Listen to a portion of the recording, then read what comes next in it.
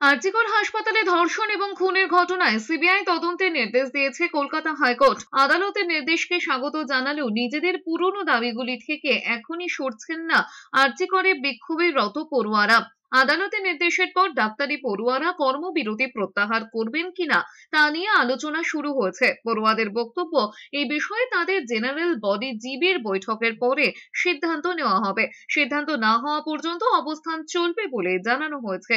আরজি করের ঘটনা নিয়ে 5টি জনস্বার্থ মামলার শুনানিতে হাইকোর্টের প্রধান বিচারপতি টি.এস. শিবগানামের ডিভিশন বেঞ্চের পর্যবেক্ষণকে স্বাগত জানিয়েছিলেন পড়ুয়ারা। তবে একই সঙ্গে তারা জানিয়েছিলেন বিচার বিভাগীয় ম্যাজিস্ট্রেটের নেতৃত্বে ধর্ষণ এবং খুনের ঘটনার তদন্ত চান। এর পাশাপাশি পড়ুয়াদের আরো 2 আর্জি হলো হাসপাতালের সিসি ক্যামেরার ফুটেজ এবং নিহত চিকিৎসকের দেহের ময়না তদন্তের রিপোর্ট প্রকাশ্যে আনতে হবে।